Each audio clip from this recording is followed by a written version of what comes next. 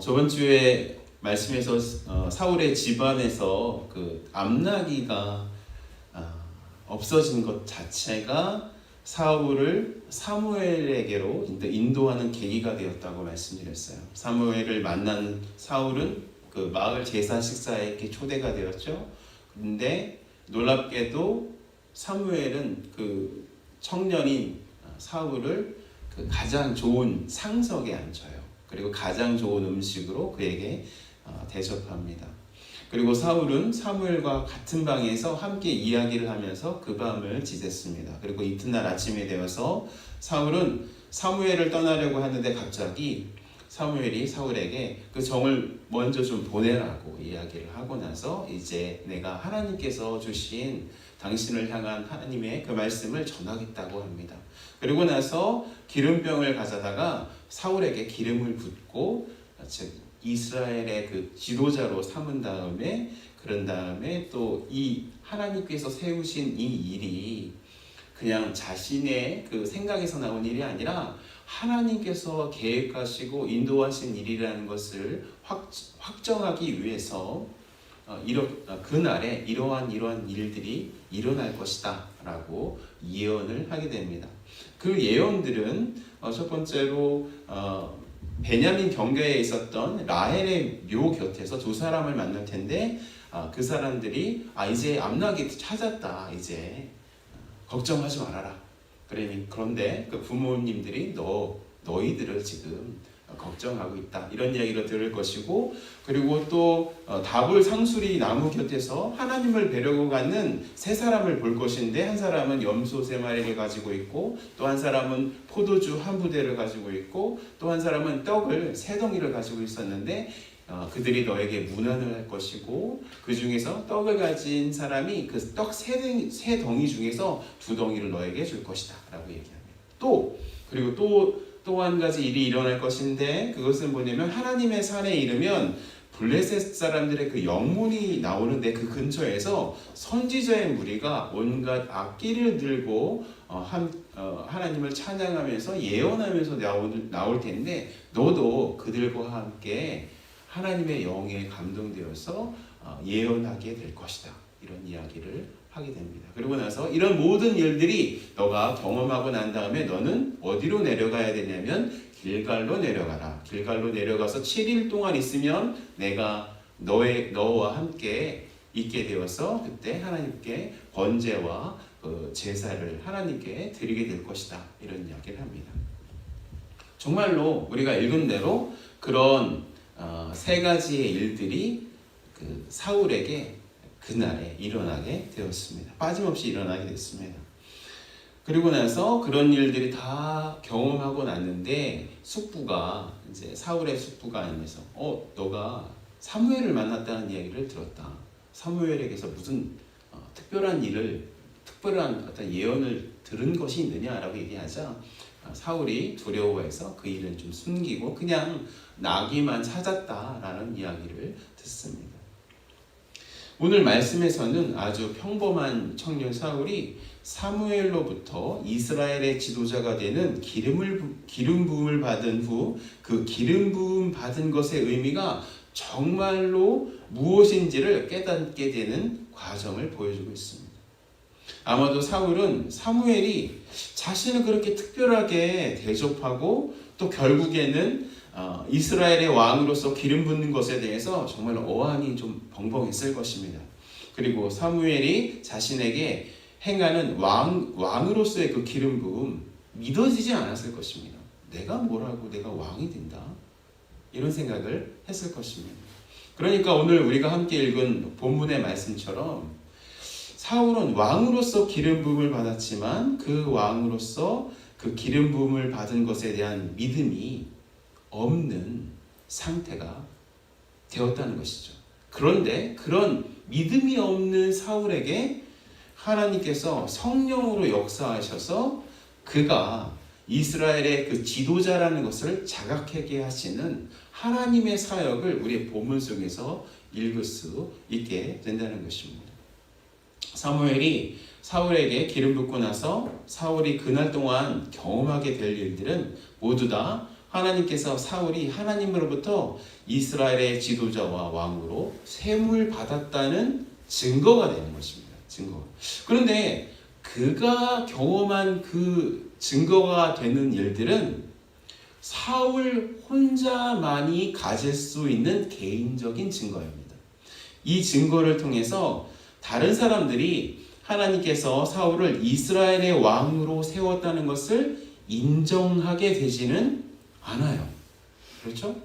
그가 이스라엘의 왕으로 인정받게 되는 것은 나중에 미스바에서 사무엘이 사람들을 다 불러 모으고 그 중에 제비를 뽑아가지고 제비를 뽑은 결과가 사울로 밝혀졌을 때 인정을 받게 되고 또 암몬 족속에게 기리앗 자손들이 이 위협을 받아요. 근데 그것을 구원해낸 사람이 누구였죠? 사울이었어요. 그 사울이 그런 사람들을 그 자신의 동포들을 구원하는 것을 통해서 이제 이스라엘의 왕으로 세움을 받았다는 것을 인정을 받는 것입니다. 그런데 오늘 말씀에서 등장하는 사울이 하나님께 세움을 받았다는 사울의 그 개인적인 증거, 그 증거를 통해서 사울 자신이 이스라엘의 지도자로서 그 정체성을 깨닫기 시작했다는 것, 그건 정말로 중요한 일인 것입니다. 왜냐하면 하나님께서 자기를 당신의 사명을 성취하기 위한 통로로 부르셨다는 것을 인식하는 것, 그것 자체가 하나님께서 주신 일들을 시작하고 성취하기 위한 첫 번째 단계이기 때문입니다. 또 저는요, 사울이 하나님으로부터 이스라엘의 지도자로 부르심을 깨닫는 장소인 하나님의 산이라고 표현된 5절에 주목하고 싶습니다. 이제 세 가지의 일들을 예언했을 때 맨 마지막에 나왔던 예언이 하나님의 산에서 선지자들의 그 무리와 함께 예언을 하는 그 장면입니다. 근데 그 중에서 하나님의 산이라는 그 단어에 저는 주목하고 싶습니다. 5절을 읽어보면 이렇게 말씀하고 있습니다. 그 후에 내가 하나님의 산에 이르리니 그곳에는 블레셋 사람들의 영문이 있느니라. 내가 그리로 가서 그 성읍으로 들어갈 때에 선지자의 무리가 산당에서부터 비파와 소고와 저와 수금을 앞세우고 예언하며 내려오는 것을 만날 것이요 라고 말씀하고 있습니다. 그런데 이 5절에 하나님의 산이라는 말은 원래 히브리어로 기브앗 아헬로힘, 여기 보면 나오죠. 기브앗 아헬로힘이라는 말입니다. 그런데 이 하나님의 산이라는 단어를 하나님의 기브아라고 번역할 수 있습니다. 그러니까 원래 이 기브아라는 말은 낮은 산을 뜻하는 말인데, 그런데 공교롭게도 사울의 그 동네 이름이 무엇이었나요? 사울이 출생하는 그 고향 땅 이름이 뭐냐면 기브아였어요. 기브아. 그래서 사울이 살고 있는 기브아 동네를 사무엘이 하나님께 속한 기브아라고 이야기한 것을 하나님의 산으로 번역한 것이 될 수 있는 것입니다. 그러니까 이 하나님의 산은 사울이 살고 있는 그 기브아 땅을 사울이 일부러 그 기브아 땅이 하나님께 속한 땅이라는 것을 드러내서 말씀을 전하는 것입니다. 그런데 하나님의 땅, 하나님께 속해 있는 그 기브아 땅에 뭐가 있었어요? 우리가 5절을 읽어보니까 블레셋 사람들의 영문이 있었습니다. 이 블레셋 사람의 영문은 뭐냐면 초소를 말하는 거예요. 문을 말하는 것입니다. 그런데 이 영문이 뜻하는 것은 영적으로 보면 이 권세를 뜻하는 것입니다. 여러분 마태복음 16장 18절 말씀 다 같이 한번 읽어봤으면 좋겠습니다. 다 같이 시작. 또 내가 내게 이르노니 너는 베드로라. 내가 이 반석 위에 내 교회를 세우리니 음부의 권세가 이기지 못하리라. 여러분 이 마태복음 16장 18절에 이 권세라는 것을 이제 성경으로 찾아보면 거기에 주석이 달려 있어요. 참으로 아마 이렇게 되는 성경들은 참으로 좋은 성경입니다. 조현 집사님 주석이 달려 있나요? 없어요? 아, 네. 보통의 성경에는 주석이 달려 있어요. 근데 그 주석을 따라 보면 대문이라고 표현하고 있습니다. 그 주석의 권세를 대문으로 표현한다는 것은 사무엘상 10장 5절에 블레셋에 영문이 있었다는 것의 의미가 뭐냐면 하나님의 땅인 기브아에 하나님의 원수인 블레셋의 권세가 그 힘을 뻗치고 있었다는 것을 의미하는 것입니다. 그렇다면 그렇게 그 권세를 뻗치고 있는 하나님의 원수인 블레셋을 물리쳐야 하는 것이 바로 사울이 해야 하는 일이라는 것을 본문을 통해서 우리는 알 수가 있는 거예요. 그러니까 사울이 사무엘에게서 받은 예언을 체험하면서 자신이 이스라엘의 지도자로서 세움을 받았다는 그 정체성을 확인하는 것 동시에 자신이 해야 하는 일이 무엇인지 정확하게 깨닫게 되는 것, 그게 바로 사무엘이 사울에게 행한 그 예언의 말씀이 직접 사울이 경험하게 되는 것을 통해서 이루어지게 되는 것입니다. 내가 누구인지, 또 내가 무슨 일을 해야 되는지에 대한 정확한 이해가 이 예언의 말씀이 사울에게 성취되어지는 것을 통해서 사울 자신이 깨닫게. 그러니까 사울은 자신의 신분과 신분으로서 해야 하는 그 일들을 누구의 인도하심으로? 성령의 인도하심과 감동으로 깨닫기 시작했다는 말씀입니다. 그렇다면 이 본문의 말씀처럼 우리도 사울이 깨달은 우리의 정체성, 그리고 우리의 과업을 제대로 깨달을 때에 하나님께서 맡겨주신 우리의 삶을 온전하게 살아낼 수 있게 된다는 뜻입니다. 그래서 오늘 본문을 말씀을 통해서 우리에게 첫 번째로 적용하고 싶은 그 원리는, 진리는 바로 우리가 살고 있는 곳에서 우리의 신분과 사명을 계속해서 인식해야 한다는 것입니다. 우리 이 대지를 다 함께 읽었으면 좋겠습니다. 다 같이 시작. 우리의 신분과 사명을 계속해서 인식해야 한다. 바로 이것입니다. 본문에서 나오는 상황과 우리가 살고 있는 상황은 너무나 닮아 있어요. 분명히 이스라엘 민족은 하나님의 은혜로 애굽을 탈출해서 하나님께서 주신 약속의 땅인 가나안 땅으로 들어갔습니다. 그때 그들은 하나님께서 완전히 몰아내라고 말씀하신 그 이방 민족들을 어떻게 했어야 돼요? 완전히 몰아냈었어야 했습니다. 그때 하나님은 그 능력으로, 하나님의 그 놀라운 전지전능하신 그 능력으로 하나님께서 이스라엘과 함께 계시다는 것을 그 능력으로 이방 민족들에게 당당하게 보여주셨습니다. 그리고 그 전지전능한 그 능력이 이스라엘 사람들의 완전한 승리를 보장했었습니다. 그런데 이스라엘 백성은 하나님께서 말씀하신 이 명령을 완전하게 완수하지 못했습니다.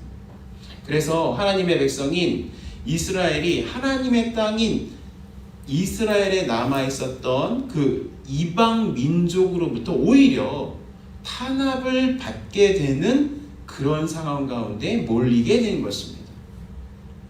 우리 상황도 많이 이 부분과 닮아 있는 것이 사실입니다.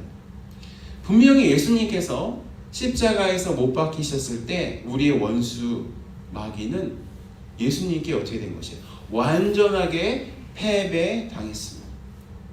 완전하게 패배한 원수 마귀의 영향력은 그런데 아직도 우리의 삶 속에 남아 있는 것입니다. 비록 원수 마귀가 그렇게 완전하게 패배했어도 완전한 승리인 예수님의 그 재림이 있기 전에 그 영향력을 계속해서 펼치려고 우리에게 노력한다는 것입니다. 그래서 우리는 이 싸움 가운데 놓여 있는 것입니다. 하나님께서 사울을 왕으로 세우셔서 하나님의 땅에 있는 원수를 물리쳐야 했듯이 우리도 비록 패배한 원수와의 싸움이라고 해도 우리 삶 속에 있는 그 원수 마귀와의 그 싸움을 계속해서 해야 한다는 것입니다. 하나님께서는 그 싸움을 앞장서서 해야 하는 사람인 왕으로서 사울을 부르셨기 때문에 어떻게 했어요? 그에게 왕으로서의 정체성을 깨닫게 해주셨고,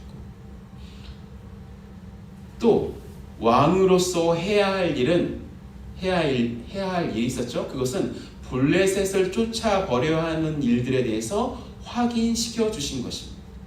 이처럼 우리도 이 땅에 살면서 우리에게 남아있는 전쟁을 수행하려면 하나님께서 우리를 어떤 존재로 부르셨는지, 또 하나님께서 부르신 그 일은 무엇인지 정확하게 깨달아야 하는 것입니다. 저번 주에도 말씀드렸지만 다시 말씀드립니다. 우리는 왕으로서 부르심을 받은 것입니다. 우리는 하나님을 대리하는 작은 왕으로서 부르심을 받은 것입니다. 진정한 왕이신 예수님께서 우리를 구원하시는 십자가 사역을 다 마치시고 이 땅에 아직도 남아있는 마귀의 세력을 가두고 하나님의 나라를 확장시키는 그 사역을 누구에게 맡기셨습니까? 바로 우리에게 맡기셨다는 것입니다. 그 증거에 대한 말씀이 무엇입니까? 그것은 바로 베드로전서 2장 9절과 마태복음 28장 18절에서 20절의 말씀이 그 증거의 말씀입니다.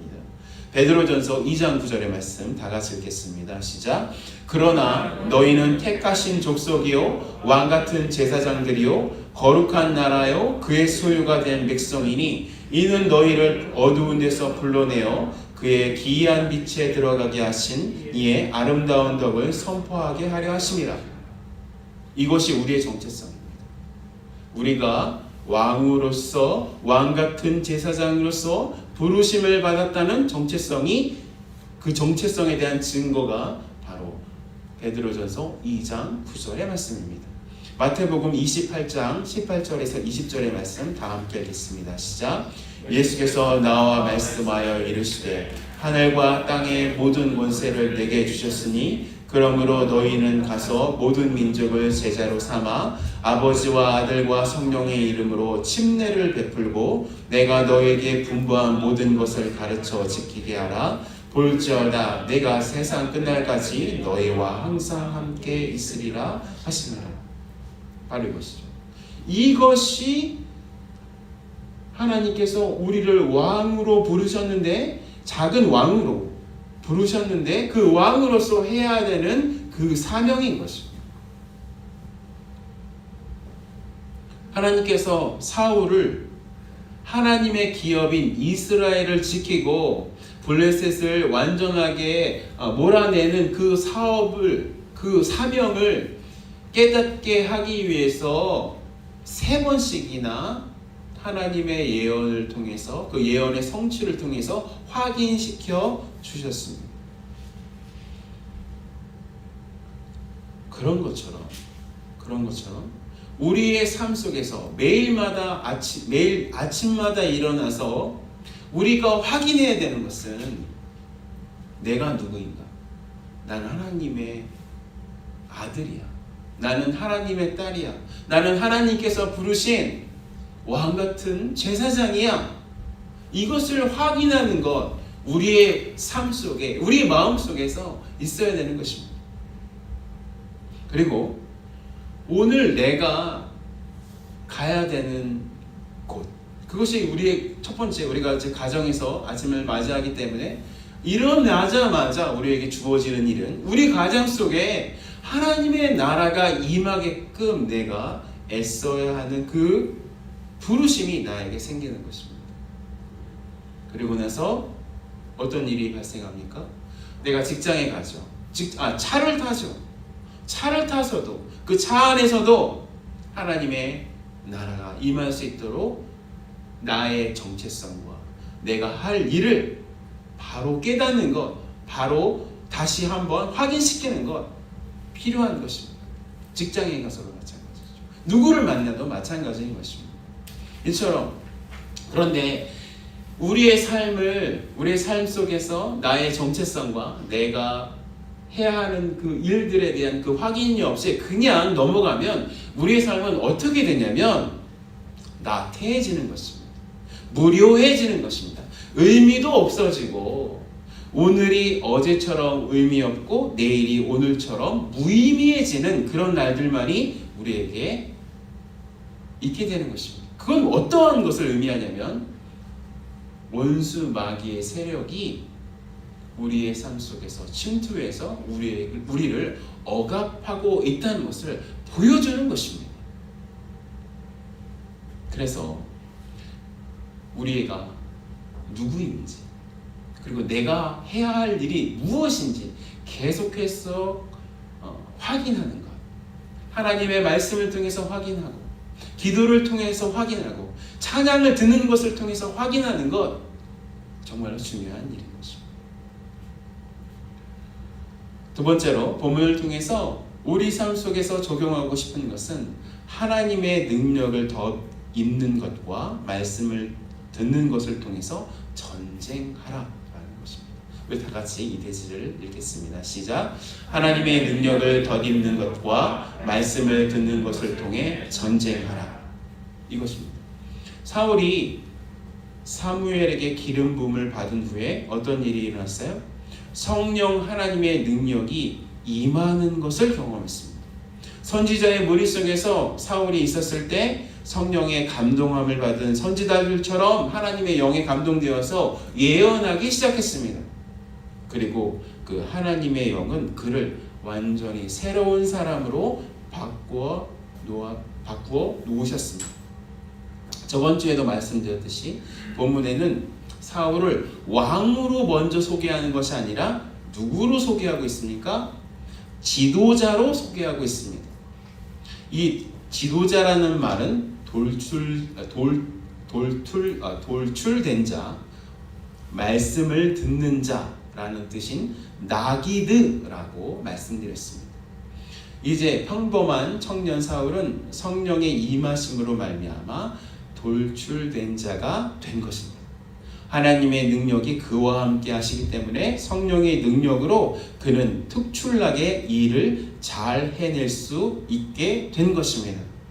그러니까 사울은 자신의 능력으로 이스라엘의 지도자로서 해야 하는 블레셋을 물리치는 일을 수행할 것이 아니라 누구의 능력이요? 하나님의 능력을 힘입어서 그 일을 수행하게 될 것이라는 뜻입니다. 이렇게 하나님의 일을 수행하는 데 있어서 자신의 힘으로 할 것이 아니라 성령 하나님의 능력으로 그 일을 감당해야 하는 그 패턴은 초대교회에도 마찬가지로 나타났고 지금 우리에게도 해당되는 말씀입니다. 진리입니다. 사도행전 2장 1절에서 4절 말씀 제가 읽어드리도록 하겠습니다. 오순절날이 이미 이름에 그들이 다 같이 한 곳에 모였더니 호련히 하늘로부터 급하고 강한 바람 같은 소리가 있어 그들이 앉은 온 집에 가득하며 마치 불의 혀처럼 갈라지는 것들이 그들에게 보여 각 사람 위에 하나씩 임하여 있더니 그들이 다 성령의 충만함을 받고 성령이 말하게 하심을 따라 다른 언어들로 말하기를 시작하니라. 사도행전 2장에서요. 그 마가의 다락방에 약 120명의 사람들이 이렇게 모여 있었다고 하는데요. 그 사람들은요, 어떤 사람들이냐면 예수님의 십자가를 눈으로 똑똑히 보았던 사람들입니다. 그리고 부활하신 예수님을 그들이 만나 뵈었던 사람들입니다. 그럼 그 사람들에게 뭐가 있어요? 개인적인 증거가 있었습니다. 자기가 경험한 것이 있습니다. 자기가 보고 자기가 들은 것이 직접 경험한 것이 있습니다. 그런데 예수님께서는요, 그들이 가지고 있었던 그 개인적인 그 경험으로 예수님의 그 십자가와 부활을 증거할 것이 아니라 누구를 기다리라고 했습니까? 성령 하나님의 나타나심을 기다리라고 했고, 과연 오순절날이 이름에 예수님께서 약속하셨던 것처럼 성령 하나님이 그들에게 임하기 시작했습니다. 그리고 나서 예수님의 제자들은 자신의 능력이 아니라 누구의 힘을 힘입어서요? 성령 하나님의 능력을 힘입어서 힘차게 복음을 전하기 시작했습니다. 우리도 초대교회 때 그 제자들처럼 우리의 그 증언과 우리 스스로의 그 경험, 우리 스스로의 그 영향력으로 사람을 변화시킬 것이 아닙니다. 누구의 힘으로요? 성령 하나님의 충만함을 통해서, 성령 하나님께서 주시는 그 은혜를 통해서, 그 능력을 통해서 그 일들이 이루어지게 될 것이라는 것입니다. 그래서 우리는 걱정이 없는 것입니다. 우리는 힘이 없어요. 나는 능력이 없어요. 난 재주가 없어요. 나는 말할 것이 없습니다. 말할 어떠한 그런 말에 너무나 둔합니다. 이런 두려움을 가질 필요가 없습니다. 누구의 힘으로? 성령 하나님께서 우리를 통해서 직접 역사하셔서 그 사역을 감당하실 것이라는 것입니다. 그래서 우리가 구해야 될 것은 무엇입니까? 성령 하나님의 지배를 늘 구해야 하는 것입니다. 성령 충만을 늘 구해야 하는 것입니다. 제가 아까 말씀드렸죠. 우리가 집에 들어섰을 때도, 아침에 일어났을 때도 성령 충만을 구해야 되는 것입니다. 우리가 차를 타고 운전을 할 때도 성령 충만을 구해야 되는 것입니다. 직장에 도착해서도 성령 충만을 구해야 되는 것입니다. 그럴 때 우리에게 맡겨주신 이 싸움을 나의 힘으로 할 것이 아니라 성령 하나님의 힘으로, 그 능력으로 하게 될 수 있게 된다는 것입니다. 그래서 이 전쟁은 누구에게 속한 것입니까? 나에게 속한 것입니까? 아니죠. 성령 하나님의 능력에 속하게 되는 것입니다. 또 사울이 지도자가 되었을 때 이 나기드라는 그 직책이 되었을 때 이 나기드의 뜻이 하나님의 말씀을 듣는 자, 그런 사람이 되었다고 말씀드렸어요. 그러니까 우리가 성령의 충만함을 구하는 그 이유도 바로 하나님의 말씀을 듣기 위함임을 명심해야 합니다. 우리가 우리 싸움을 수행할 때 우리는 그 싸움을 우리의 지혜로 할 것이 아닙니다. 할렐루야. 하나님의 말씀을 듣는 것을 통해서 우리는 이 싸움을 해야 되는 것입니다. 우리는 성경을 읽는 이유가 있습니다. 쓰여있는 말씀, 즉 로고스의 말씀을 읽음으로써 그 로고스의 말씀이 우리 마음속에 들어와서 우리를 개인적으로 감동시키는 레마의 말씀으로 맛보기 위해서 우리는 성경 말씀을 읽는 것입니다. 이 레마의 말씀으로 우리는 각기 처해진 상황 속에서 하나님의 인도하심을 받을 수 있게 된다는 것입니다. 우리는요, 하나님께서 맡겨주신 이 사명을 잘 감당하기 위해서 사울이 하나님의 말씀을 듣는 자, 잘 듣는 자인 라기드가 된 것처럼 우리도 하나님의 말씀을 듣는 사람이 되어야 되는 것입니다. 레마의 말씀을 성령 충만함을 통해서 들어야 되는 것입니다. 그 예가 바로 베드로가 누가복음 5장 5절에서 들었던 예수님의 말씀이 바로 레마의 말씀을 듣는다는 것을 보여주는 것입니다. 누가복음 5장 5절 말씀 다 같이 읽겠습니다. 시작. 시몬이 대답하여 가로되 선생이여 우리들이 밤이 맞도록 수고하였으되 얻는 것이 없지만은 말씀에 의지하여 내가 그물을 내리이다. 여기서 말씀이요 레마라고 본문은 헬라어 본문은 원어는 이야기하고 있습니다. 우리가 하나님의 아들과 딸이 되었다는 것, 그 뭐냐면 하나님의 레마의 말씀을 들을 수 있는 사람이 되었다는 것입니다. 말씀을 통해서, 기도를 통해서, 또한 제가 지금 이렇게 선포하는 설교를 통해서, 또 내적인 평강을 통해서 하나님께서는 당신의 아들과 딸에게 당신의 말씀을 하신다는 것입니다. 그리고 당신의 아들과 딸은 그 말씀을 들을 수 있다는 것입니다. 그리고 그 말씀을 들을 때야 우리에게 맡겨주신 하나님께서 맡겨주신 그 사명을 감당할 수 있게 된다는 것입니다. 여러분, 하나님의 말씀을 들으십니까? 들으셔야 되는 것입니다. 제가 이렇게 소박한 제가 전하는 이 말씀 속에도 하나님의 말씀, 여러분 한 사람 한 사람을 위한 그 레마의 말씀이 숨겨져 있는 것입니다.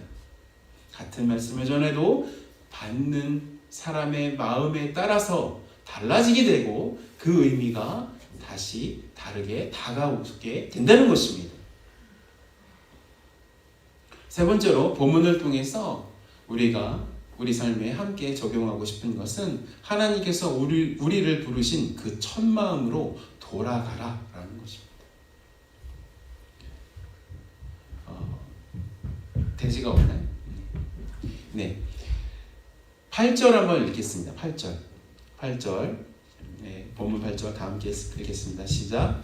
너는 나보다 앞서 길갈로 내려가라. 내가 내게로 내려가서 번제와 화목제를 드리리니 내가 내게 가서 내게 행할 것을 가르칠 때까지 7일 동안 기다리라. 사무엘은 사울에게 하나님께서 주시는 증거를 다 경험하고 나서 어디로 내려가라고 했습니까? 길갈로 내려가라고 했습니다. 사무엘은 그런데 왜 사울에게 길갈로 내려가라고 했을까요? 길갈. 이스라엘 백성에게서 길갈은 정말로 중요한 지역입니다. 길갈은 이스라엘 백성이 가나안 정복 전쟁을 하기 직전에 모든 남자들이 할례를 받았던 지역입니다. 여호수아서 5장 6절에서 9절의 말씀을 제가 읽어드리겠습니다. 이스라엘 자손들이 여호와의 음성을 청종하지 아니하므로 여호와께서 그들에게 대하여 맹세하사 그들의 조상들에게 맹세하여 우리에게 주리라고 하신 땅 곧 젖과 꿀이 흐르는 땅을 그들이 보지 못하게 하리라 하시매 애굽에서 나온 족속 곧 군사들이 다 멸절하기까지 40년 동안을 광야에서 헤매었더니 그들의 대를 잇게 하신 이 자손에게 여호수아가 할례를 행하였으니 길에서는 그들에게 할례를 행하지 못하였으므로 할례 없는 자가 되었음이더라. 또 모든 백성에게 할례 행하기를 마침에 백성이 진중 각 처소에 머물며 낫기를 기다릴 때에 여호와께서 여호수아에게 이르시되 내가 오늘 애굽의 수치를 너에게서 떠나가게 하였다 하셨으므로 그곳 이름을 오늘까지 길갈이라 하느니라. 애굽에서 태어난 장년들은 바란 광야에서 여호와 하나님께 큰 범죄를 저질렀습니다. 어떤 범죄였죠? 12명의 정탐꾼들이 돌아왔을 때 10명의 정탐꾼들이 굉장히 나쁜 리포트를 했습니다. 그곳에 사는 사람들 굉장히 강한 족속이고 우리는 메뚜기와 같다는 이야기를 했습니다. 그것에 대해서 하나님께서 처벌하셨어요. 어떤 처벌을 하셨냐면 너희들은 약속의 땅 가나안 땅 들어가지 못한다. 대신 40년 동안 광야를 헤매면서 다 죽어가게 되는 그 형벌을 너희들은 받게 될 것이다. 그런데 너의 자식들은 가나안 땅 가운데 가게 될 것인데 그 자식들이 그 광야를 지나는 동안 할례를 받지 못했어요. 할례를 받지 못하고 요단강을 건너서 길갈이라는 지역 속에서 그 어떤 한 곳에 머물러서 할례를 받았을 때 하나님께서 애굽의 수치를 물러가게 했다라고 하는 길갈의 뜻이 없어지게 하다, 물러가게 하다 그런 뜻이 있는데 그 지명을 길갈로 삼았다는 것입니다. 그러니까 이 길갈이라는 것이 어떤 의미가 있냐면 이스라엘 백성들에게 이방 민족을 하나님의 그 약속의 땅인 그 가나안에서 쫓아내게 하는 그 시발점이 되는 그 장소가 바로 길갈인 것입니다. 그러니까 사무엘이 길갈에서 새로 세워진 왕 사울을 위해서 여호와 하나님께 번제와 화목제를 드린다는 의미는 하나님께서 이스라엘 백성에게 맡겼지만 그들의 불순종으로 실패하고 있는 그 사명을 다시 한번 갱신한다는 뜻입니다. 다시 한번 새롭게 하신다는 의미가 있는 것입니다. 그 사명이란 바로 하나님의 원수와의 전쟁을 다시 시작한다는 것을 의미하는 것입니다. 우리는 계속해서 하나님의 백성으로서 전쟁을 하고 살고 있습니다. 만약에 우리 삶 속에 전쟁이 없다면 두 가지 정도의 상황이 있을 수 있습니다. 여러분의 삶 속에서, 우리의 삶 속에서 전쟁이 없는 것처럼, 그냥 아무 일도 없는 것처럼 느껴질 때 두 가지의 상황이 있을 수 있습니다. 첫 번째는 우리가 완전하게 사단을 틀어막고 있어서, 완전히 우리의 그 하나님께 주시는 능력으로 말미암아 사단이 꼼짝 못하게 되었을 때, 그리고 하나님의 나라의 그 힘이 완전하게 떨치고 있는 상황이었을 때 전쟁이 없을 수 있습니다. 반면에 두 번째는 오늘처럼 사단이 이스라엘을 억압하고 있는 것처럼 사단이 우리의 삶을 억압하고 있기 때문에 전쟁이 없을 수 있습니다. 여러분들이 어떤 상황 가운데 있는지 여러분께서 판단하시면 좋을 것 같습니다. 그러니까 전쟁이 있다는 것, 우리 삶 속에서 전쟁이 있다는 거 좋은 것입니다. 좋은 것입니다. 우리가 아직까지 살아있다는 것을 보여주는 것입니다. 우리의 믿음이 아직도 자라나고 있다. 우리가 하나님의 그 사명을 감당하고 있다는 것을 보여주고 있는 것입니다.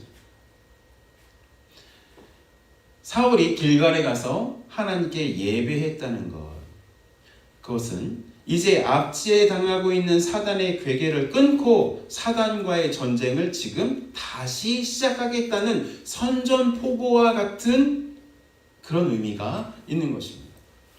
혹시 우리 삶 속에서 우리가 지금 사단과의 그 전쟁을 계속하고 있지만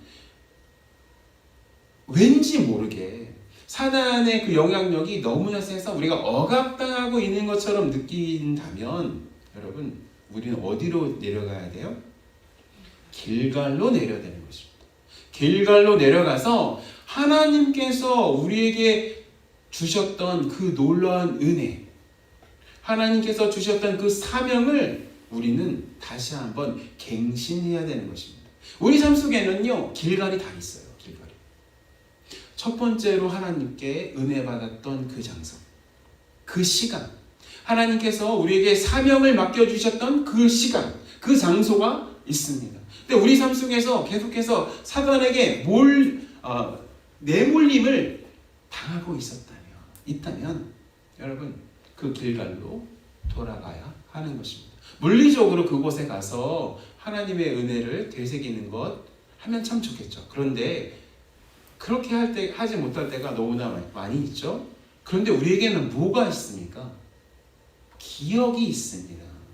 우리의 상상이 있습니다. 우리의 기억으로, 우리의 상상으로 우리가 은혜 받았던 그 길갈로 다시 돌아갈 수 있습니다. 그곳에서 내가 이렇게 은혜 받았었지. 하나님께서 이렇게 나에게 사명 주셨지, 소명 주셨지. 그것을 기억해낼 필요가 있고, 그 기억을 하는 것을 통해서 하나님 앞에 하나님 다시 한번 이 경험을, 은혜의 경험을 하게 해 주시옵소서 기도할 수 있게 되는 것입니다.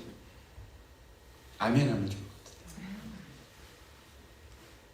성경에서도 계속해서 하나님의 능력과 은혜를 기억하라고 말씀하시는 이유가 바로 여기에 있습니다. 여러분, 신명기 5장 15절 그리고 신명기 7장 19절 말씀 제가 읽어드리도록 하겠습니다. 신명기 5장 15절 이렇게 얘기하고 있어요. 있습니까? 다 같이 시작. 너는 기억하라. 내가 애굽 땅에서 종이 되었더니 내 하나님 여호와가 강한 손과 편팔로 거기서 너를 인도하여 내었나니 그러므로 내 하나님 여호와가 내게 명령하여 안식일을 지키라 하느니라. 신명기 7장 19절 말씀도 함께 읽겠습니다. 시작. 내 하나님 여호와께서 너를 인도하여 내실 때에 내가 본 큰 시험과 이적과 기사와 강한 손과 편팔을 기억하라. 내 하나님 여호와께서 내가 두려워하는 모든 민족에게 그와 같이 행할 것이라. 기억하라. 기억하라. 이 기억하라는 이 말씀은요, 신약과 구약에 전반적으로 다 있어요. 기억하라. 왜 기억해야 되냐면 그 기억하는 것을 통해서 내가 처음 은혜 받았던 그 장소와 그 시간으로 돌아갈 수 있기 때문입니다. 우리의 길갈로 돌아가서 다시 한번 하나님께서 우리에게 주신 그 은혜와 그 소명을 갱신할 수 있기 때문입니다. 여러분, 그 시간으로 돌아가시기 바랍니다. 거기서 다시 시작해야 하는 것입니다. 하나님께서 주신 은혜를 다시 경험하고 그 사명을 다시 한번 깨달아서 원수와의 그 전쟁을 다시 한번 수행하는 것입니다. 그래서 원수를 향해서 똑똑히 얘기하는 것입니다. 나 이제 그 싸움을 다시 시작하려고 한다. 나 이제 너가 나에게 계속해서 두려움을 던져줬고 속임을 던져줬고 나의 욕심을 건드려서 내 스스로 무너져 있지만 다시 일어나서 하나님께서 주신 그 은혜를 다시 경험함으로 말미암아 이 싸움을 다시 시작하려고 한다. 그렇게 선포해야 하는 것입니다. 그랬을 때 우리의 삶이 비로소 의미가 있게 되는 것입니다. 여러분, 솔직히 이런 생각 하신 적 없습니까? 돈 좀 있었으면 좋겠다. 좀 힘드니까 한 몇 억 있었으면 좋겠다. 그런 생각 하신 적 없습니까? 저는 있어요. 근데 그렇게 생각할 때마다 마음이 허전해져요. 무의미한 나의 삶이 그 몇 푼의 돈에 의해서 좌지우지 되어진다는 것이 너무나 서글퍼져요. 그때 저는 길갈로 돌아가려고 하는 것입니다. 하나님께서 주셨던 그 십자가와 그 부활을 경험했던 그 은혜의 장소로 그 시간으로 돌아가려고 하는 것입니다. 그때 하나님 저를 새롭게 해주십시오. 이 싸움을 하나님 다시 시작할 수 있도록 도와주시옵소서 기도하게 되는 것입니다. 그 은혜가 우리에게 있었으면 좋겠습니다. 할렐루야. 하나님은 왕으로서 이 땅에서 영향력을 끼치는 사람으로 우리를 부르셨습니다. 우리는 그 부르심을 계속해서 인식하고 살아가야 하는 것입니다. 우리가 하나님의 자녀와 하나님께서 임명한 왕이 되었다는 것을 알려주시기 위해서 하나님은 온 우주에 명령을 내린 거예요. 이 사람을 사랑하는 누구를 나의 자녀로 만들고 싶다. 시간아 나의 명령에 순종해라. 공간아 나의 명령에 순종하라. 모든 사람들이 운행하는 것들아 나의 명령에 순종하라. 그러므로 말미암아 내가 이 사람을 구원내리라 라고 말씀하셨을 때 실제로 온 우주가, 온 시간이, 모든 공간이, 모든 관계가, 원자가, 별들이 우리가 하나님 그분의 자녀가 되는 것을 위해서 순종했다는 것을 여러분 기억하시기 바랍니다. 그렇다면 그렇게 해서 우리가 하나님의 자녀가 되었는데, 그렇게 해서 우리가 하나님의 왕이 되었는데, 왕같은 제사장이 되었는데 하나님께서 맡겨주신 사명을 우리가 감당해야 되지 않겠습니까? 우리 교회가 그 사명을 감당하는 교회로 되어져야 되지 않겠습니까? 비록 우리가 소수의 사람들로 말미암아 예배드리고 있지만, 우리가 한줌 되어지는 그 어린이들이 저 위에서 예배드리고 있지만, 이 사명을 감당하기 위해서 온 우리의 모든 에너지, 우리의 모든 재정, 우리의 모든 인생, 모든 시간을 들여서 이것에 다 드려야 되지 않겠습니까? 헌신해야 되지 않겠습니까? 하나님 나라가 우리의 삶을 통해서, 우리 교회를 통해서 그렇게 오게 하는 것, 보고 싶은 것입니다. 보고 싶은 것입니다. 이 비전에 여러분 동의하신다고 믿습니다. 여러분 너무 걱정하지 마십시오. 이 일 우리의 힘으로 되어진다고 말씀드리는 거 아닙니다.